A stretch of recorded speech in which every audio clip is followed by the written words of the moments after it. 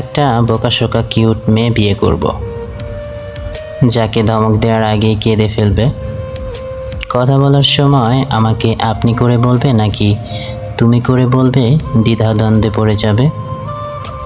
আমার চোখের দিকে তাকিয়ে কথা বলতে গেলে তাল হারিয়ে ফেলবে। একটু প্রশংসা করলেই লজ্জায় লাল হয়ে মুখ ঢাকবে। ভালোবাসি বললে লজ্জায় চোখ বন্ধ করে বলবে ঢং। আমার ফোনের ওয়ালপেপারে তার পিক দিলে শরমে চুপসে যাবে। রাতের আধারে চুপটি করে চেঞ্জ করে ফেলবে। রাতে বিদ্যুৎ চলে গেলে লাইট জ্বালানোর পরিবর্তে ভয়ে আমার বুকে আটসাট হয়ে লুকোবে। আদর করে সোনা বউ বলে ডাকলে রেগে যাবে। শীতের মাঝরাতে জাগিয়ে গরম পানি আনতে বললে গরম চা করে নিয়ে আসবে। আমি রেগে গিয়ে না খেলে আমার ফেভারিট বিরিয়ানি রেঁধে বলবে তুমি খেলে খাও, না খেলে না খাও, আমি আগে খেয়ে নিই। রাতে দেরি করে বাসায় ফিরলে অভিমানে ঘুমের ভান করে শুয়ে থাকবে। সে অভিমান করলে গাল ধরে আদর করলেই ঠিক হয়ে যাবে। তার থেকে দূরে থাকলে ফোন করে বলবে পাখিটা নিঃসঙ্গতায় ভুগছে, ডাক্তার বলেছে এভাবে চলতে থাকলে তার হার্ট ব্লক হয়ে যেতে পারে।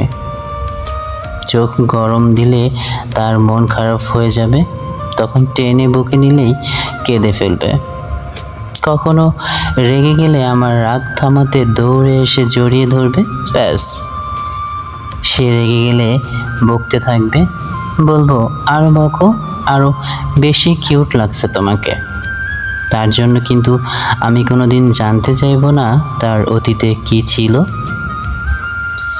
আমি তো জাস্ট বলবো আমার বুকে তুমি শুয়ে থাকো, আর কখনো কাঁদতে ইচ্ছে হলে আমার শার্ট ভিজিয়ে কাঁদো।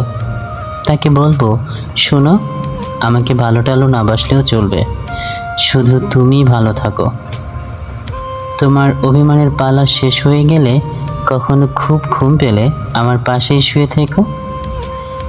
বেশি কিছু চাই না তার কাছে, মাঝরাতে চোখটা খুলেই যাতে তার মায়াবী মুখটা দেখতে পাই।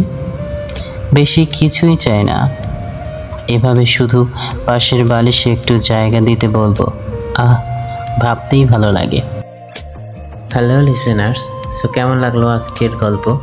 সবাই কমেন্ট বক্সে জানিয়ে যাবেন। আর যারা যারা ফেসবুক থেকে দেখছেন পেজটি ফলো করে দিবেন, আর ইউটিউব থেকে যারা দেখছেন অবশ্যই সাবস্ক্রাইব করে দিয়ে আমাদের সঙ্গেই থাকুন, কারণ এর পরবর্তীতে আরও সুন্দর সুন্দর এ ধরনের গল্প পেতে যাচ্ছেন। তো অবশ্যই সাথেই থাকবেন সবাই।